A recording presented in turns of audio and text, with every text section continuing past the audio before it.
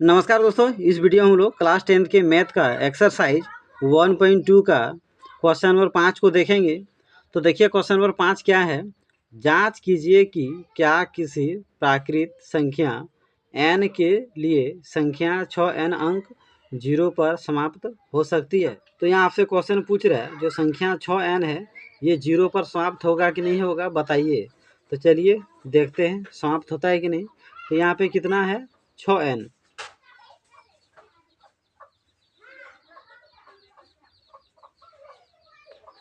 तो 6n का अभाज्य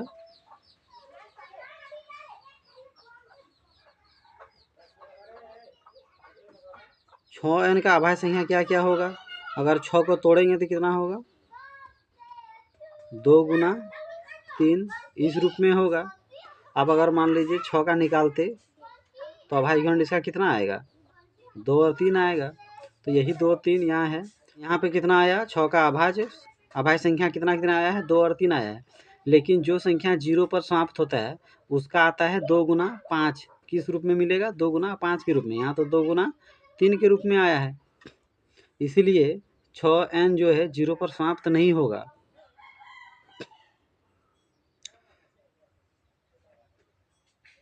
यानी जो संख्या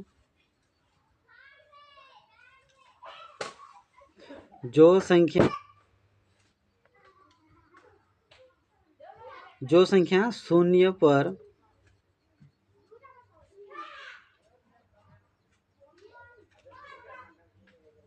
समाप्त होती है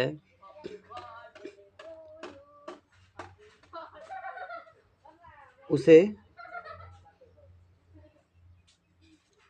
2 गुना 5n के रूप में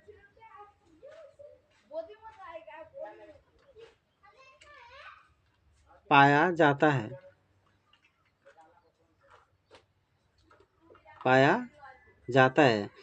तो जो संख्या शून्य पर समाप्त होगा उसे किस रूप में अधिकतर देखने को मिलेगा 2 गुना 5n के रूप में। लेकिन यहाँ पे क्या आ गया है 2 गुना 3n। यानी ये जो संख्या है 6n शून्य पर समाप्त नहीं होगा।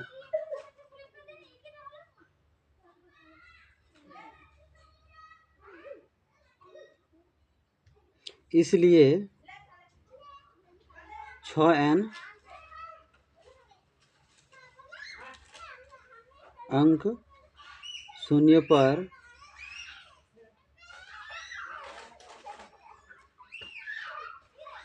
समाप्त नहीं हो सकती है।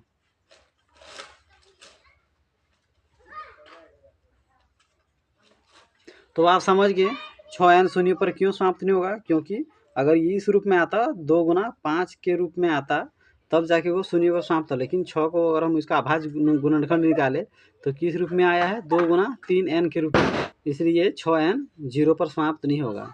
तो अगर मेरा वीडियो आपको अच्छा लगता हो समझ में आता हो तो मेरे यूट्यूब चैनल को ज़रूर सब्सक्राइब कर लीजिए ताकि मैं जो भी वीडियो बनाऊँ आप तक ज़रूर पहुँचे।